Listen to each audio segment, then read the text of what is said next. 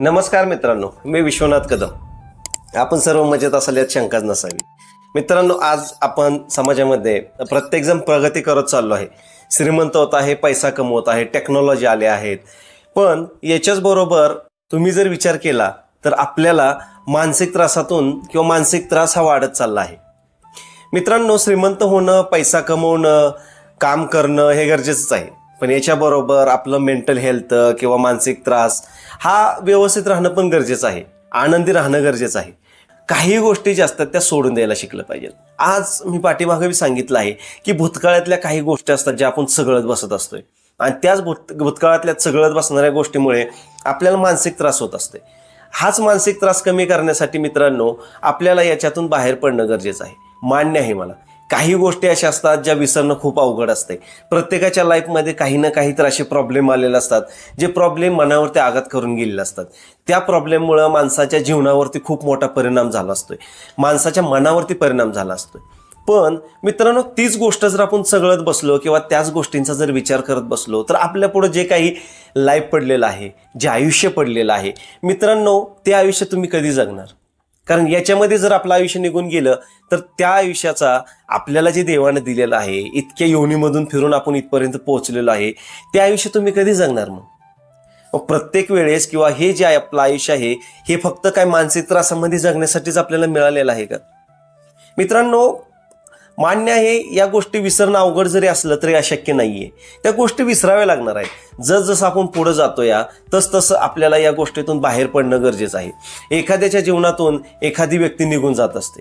मित्रांनो, ज्यावेळेस आपल्या तोंडातून एखादा शब्द निघून जातो आणि आपल्या जीवनातून एखादी व्यक्ती निघून जाते किंवा या जगातून निघून जाते, त्यावेळेस त्या व्यक्तीबद्दल आपल्या मनामध्ये असलेले विचार, त्या व्यक्तीबद्दल आपल्याबद्दल असलेली आर्त, त्यांच्या आठवणी ह्या जपल्याच पाहिजेत आणि ते जपायला हवं.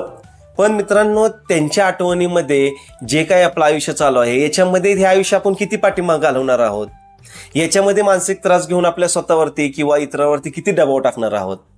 मित्रांनो, एक व्यक्ती गेली म्हणून सगळं संपलं असं होत नाहीये. आपल्या आयुष्यामध्ये त्याच्या पण बाजूला आपल्याला भरपूर व्यक्ती असतात, आपण त्या शोधलं पाहिजे आणि त्याच्यामध्ये आपलं सुख शोधलं पाहिजे. मित्रांनो, आपल्या मानसिक त्रासामुळे फक्त तुम्हाला एकट्याला त्रास होत नसतोय. आज घरातला एखादा कर्ता पुरुष असेल, घरातली एखादी कर्ती स्त्री असेल, या व्यक्तीने जर मनाला मानसिक त्रास घेऊन जर ती दडपणामध्ये गेली तर त्यांचं अख्खं कुटुंब त्या मानसिक दबावाखाली जात असते. याचा पण थोडासा मित्रांनो विचार करा. आणि आज आपला जो काही हा जन्म आहे, हा जन्म किती दिवसाचा आहे? आज मित्रांनो आपल्याला एका मिनिटाची, एका दिवसाची गॅरंटी नाहीये. तर येणाऱ्या पुढच्या 10-5 वर्षासाठी जर आपण विचार करत असेल किंवा पाठीमागं घडलेल्या गोष्टींच्या विचारामध्ये जर जगत असोल तर आपलं आयुष्य किती हे आपल्याला काय माहित आहे? आपल्यामुळे इतरांना पण त्रास होऊ नये किंवा स्वतःला त्रास होऊ नये याच्यासाठी या गोष्टींना तुम्ही जपलं पाहिजे, जतन केलं पाहिजे. पण ते एक आठवणी म्हणून, त्रास म्हणून नाही. तर त्याच्यामुळं मित्रांनो याच्यातून थोडंसं बाहेर पडा. आज समाजामध्ये आपण बघतो प्रत्येक ठिकाणी छोट्या छोट्या कारणावरनी भांडणं होतात. छोट्या छोट्या कारणावरनी एकमेकांना मारण्याची भाषा केली जाते. भाऊभावकी असेल, मित्रमंडळी असेल, पाहुणेरावळे असेल, याच्यामध्ये मित्रांनो आज प्रत्येकजण म्हणतो याची जिरवायची आणि त्याची जिरवायची. पण एक गोष्ट कायम लक्षात ठेवा, याची जिरवण्यात आणि त्याची जिरवण्यात स्वतःची जिरत नाही का याचा पण विचार करा. कारण मित्रांनो, आपण ज्यावेळेस इतरांना जिरवण्याची विचार करत असतोय त्यावेळेस आपण आपली मानसिक स्थिती जी असतोय ते खालावत जात असतोय. आपण फक्त त्या समोरच्या व्यक्तीचाच विचार करत असतोय आणि त्या समोरच्या व्यक्तीचा विचार करणे न जाता आपण आपल्या प्रगतीला, आपल्या आनंदाला आपण हरवत चाललो आहे.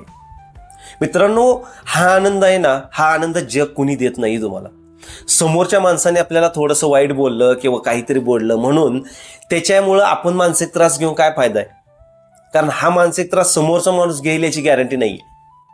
मित्रांनो, रस्त्याने जाताना एखाद्यानं गाडीनं कट मारला म्हणून आपण त्याच्याबरोबर भांडणं करणार आहोत किंवा एखादा व्यसनी माणूस चाललाय आणि त्यांनी तुम्हाला काहीतरी वेडं-वाकडं बोललं, जाऊ द्या ना, काय फरक पडतो?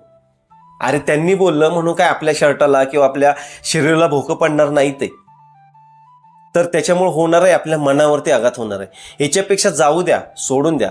मित्रांनो, ज्यावेळेस आपण एखादं भांडण करतो, ज्यावेळेस आपण एखाद्याचा सूड घ्यायचा प्रयत्न करतो त्यावेळेस एकच विचार करा की ॲट द एंड ऑफ याच्यातून आपल्याला भेटणार आहे काय? याचं फलित मिळणार आहे काय आपल्याला? याच्यातून जर काहीच निष्पन्न होणार नसेल तर काय काय त्याचा अर्थ आहे? भावाभावात असेल, बहिणी भावात असतील किंवा अजून कुठेही असेल, छोट्या छोट्या कारणावरनं ज्या काही गोष्टी होतात ना मित्रांनो, ह्या गोष्टी ज्या असतात ना, ह्या बऱ्यापैकी गोष्टी ह्या गैरसमजातून झालेल्या असतात. त्याच्यामुळं आपल्या बरोबर ज्याच्याबरोबर आपलं भांडण आहे किंवा ज्याच्याबरोबर आपला वादविवाद आहे, आपण ज्याच्याशी बोलत नाही ना, तर त्याच्याशी संवाद साधणं खूप गरजेचं आहे. संवादामधून खूप काही गोष्टी निष्पन्न होतात, खूप गैरसमज दूर होतात. त्याच्यामुळे मित्रांनो, एखाद्याबद्दल मनामध्ये गैरसमज निर्माण करून ठेवण्यापेक्षा त्याच्याशी बोलून बघा आणि गोष्टी क्लिअर करा. आशा करतो की हा व्हिडिओ तुम्हाला आवडला असेल. लाईक करणं, सबस्क्राईब करणं हे सर्वस्वी तुमच्या हातात आहे. तुमची साथ सदैव माझ्याबरोबर राहो हीच अपेक्षा. धन्यवाद.